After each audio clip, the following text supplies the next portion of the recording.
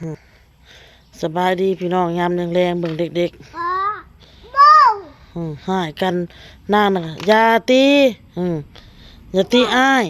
อย่าตีอืมเจ๊กเจ๊กเฮ้ยเฮ้ยเฮ้ยพี่น้องเบิ่งดูนี่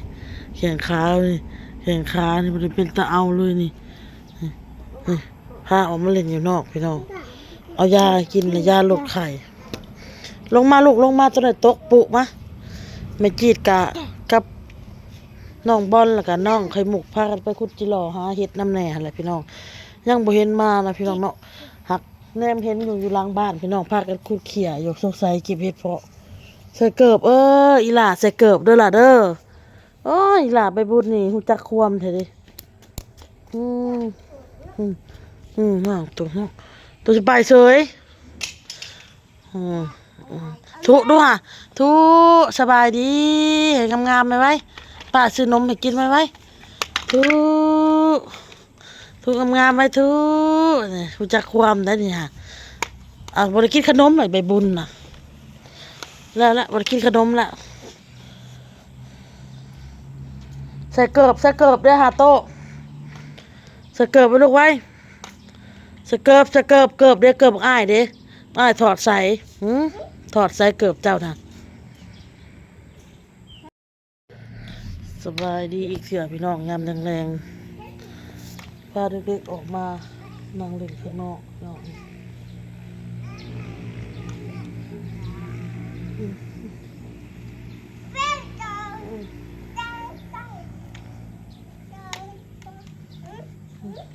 เกิดบุษ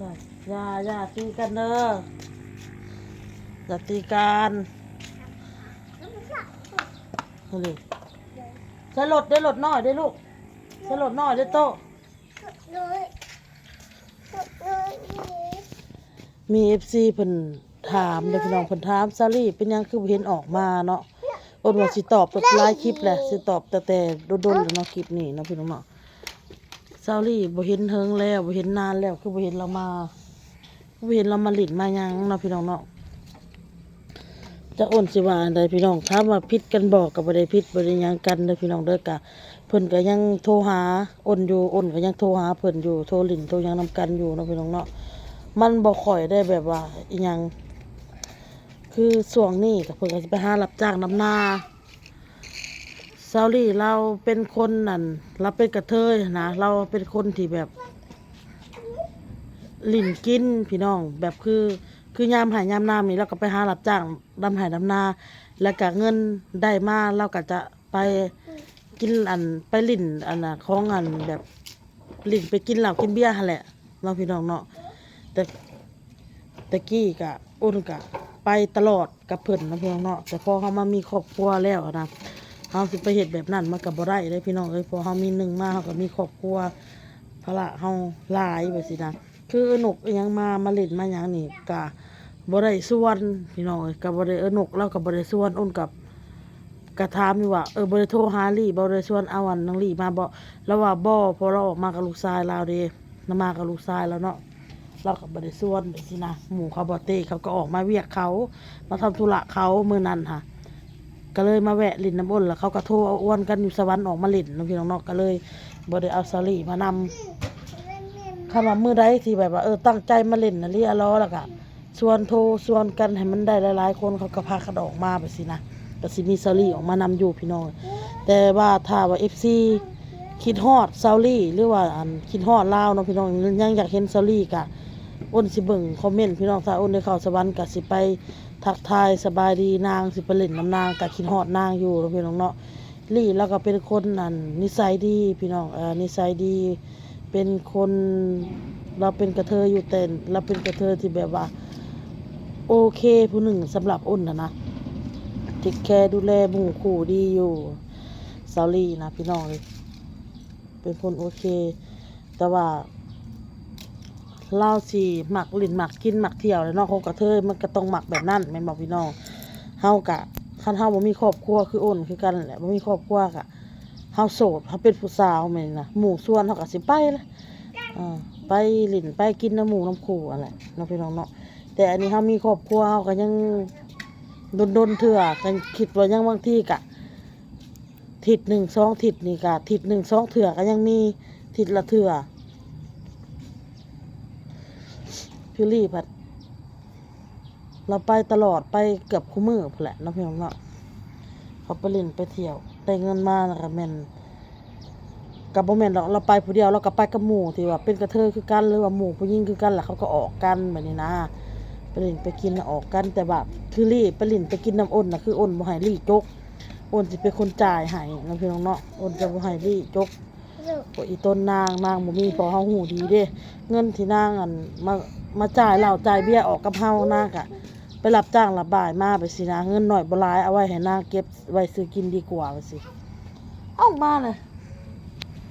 ถ้าไผคิดฮอดก็เดี๋ยวอ้นเข้าสวรรค์เด้อพี่น้องเด้ออ้นสิได้บุญกันอยู่นี่เด้อพี่น้องเด้อเอาลูกเอาหลานอยู่เฮือนเพราะว่าแม่จิตไปขุดจิหล่อกับไข่มุกกับน้องบอล3คนที่เพิ่นบ่เต้ก็สิออกมามื้อนี้เพราะว่าออโต้น่ะเราเป็นไข่อยู่พี่น้องยังไข่อยู่กะอ้นก็เบิ่งได้ดูแลได้อ้นว่าถ้าว่าอันนั้นก็บ่ออกมาก็ได้เนาะแต่เราให้อยากออกมาเพราะว่าป้าน่ะเราซื้อยากินมาให้ออโต้เพราะว่าร้านอยู่เฮือนน่ะก็ไข่ออกตุ่มคือกันโดลาเนาะพี่น้องเนาะไข่ออกตุ่มแล้วก็เอายาตัวนั้นให้กินเอายาตัวนี้ให้ทาแล้วมันลงก็เลยอยู่เซโนเนาะมันบ่มีไปเบิ่งแบบแล้วแบบที่ป้าเพิ่นให้ซื้อนะบ่เต้ไปเลาะแล้วมันบ่มีเนาะพี่น้องๆมันบ่มีก็เลยบ่เต้เขาไปเวียกก็เลยป้าเพิ่นซื้อมาให้ก็เลยสิเอายาน่ะมาให้ลูกกินมาให้ลูกทาเพราะว่าออโต้น่ะคันหมดเวลาหมดฤทธิ์ยาแล้วก็คิงเราก็สิมาฮ้อนคือเก่าคิงก็สิฮ้อนคือเก่าเนาะพี่น้องเนาะพอเฮาให้กินแล้วก็คิงก็คือคนบ่ได้ไข้อีหยังธรรมดาแต่พอหมดฤทธิ์ยาแล้วก็ฮ้อนหมดแข้งขานี่ก็ฮ้อนออโต้นี่ไปหาเก็บอันนั้นเก็บอันนี้ถิ่มลงเด้อเมื่อวานนี่พ่ออนามัยเก็บออกเลยเบิกถิ่มนั่นถิ่มลงอันนั้นก็ดุพี่น้องปัดเฮือนปัดซานดุมันนี่ก็สิไปหาเก็บอีหยังแล้วถิ่มลงมันไม่ยังอะไม่ยังสิถิ่มลงค่ะไม่ยังเฮ้ยไม่ยังอะไม่ยังค่ะเด้ถิ่มลงเลยดื้ออะไรใบโหระพานี่งามพี่น้องมี FC บอกว่าให้ตัดดอกออกตัดดอกออกล่ะแบบว่าให้มันปรุงใหม่แล้วเฮาก็สิได้กินเฮิงกันนะได้กินเป็นปีพี่น้องเลยงาม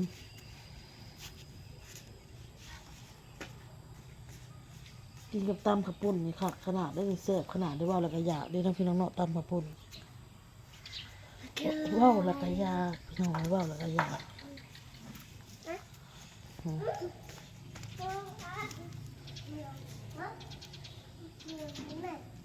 ไปหาเถ่าปะว่ะใส่โต๊ะเกิบเด้อโต๊ะแคปเอาเกิบโต๊ะมาให้โต๊ะไว้เกิบอยู่ในไปเด้อเอาเกิบมาให้โต๊ะเอาไปหาเถ่าเนาะหูย่างไปผู้ใส่เกิบเอาโต๊ะเด้อันแล้วก็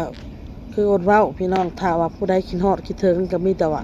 คอมเมนต์มาเด้ออ้นจะไปหานางเด้อพี่น้องเด้อนางลี่ก็คิดฮอดอยู่บ่เห็นหน้านางโดนแล้วพี่น้องลี่ก็ได้มีแต่โทรหาพี่น้องมีแต่โทรหาแชทหาส่วนมากอาจจะพิมพ์เป็นตัวหนังสือเพราะว่าเราก็จะเปลี่ยนเพจตลอดนะพี่น้องเนาะเฮาบ่ฮู้ว่าเพจใดนอกจากเราทักมาขอเป็นเพื่อนแล้วก็รับแล้วก็ส่งหั่นส่งนี่โทรหากันแล้วก็มี FC เพิ่นก็คอมเมนต์มาเรื่องการเว้าการจาของอ้นเด้อพี่น้องเด้อว่าเป็นหยังเวลาอ้นเว้าเหมือนขี้เจเลสฆ่าคอแบบนี้เนาะเพิ่นเว้ามันเป็นอหยังพี่น้องเขาห้องคนเหมือนลิ้นอันอุดปากหั่นนะเหมือนเขาห้องอหยังลิ้นใหญ่บ่เขาห้องเขาคัดสิเว้าไปอีกแบบนึงอะนะคัดสิว่าไปอีกแบบนึงอะทางลาวเขาห้องคนเว้าย่ำลิ้นพี่น้องเห็นบ่สไตล์การเว้าของอ้นกับน้องบอลน่ะคือกันเลยเด้พี่น้องคือกันเลยเนาะสไตล์การเว้ากันน่ะคือกันแล้วก็มี FC คนหนึ่งเนาะเพิ่นว่าเมื่อก่อนนะเห็นสาวอ้นน่ะขาวอวบหน้าตาสดใสอย่างเพิ่นเว้าค่ะ ไม่เหมือนไม่เหมือนเมื่อก่อนเพิ่นว่าเหมือนตอนนี้อ้วนมากอย่างประมาณเนี้ย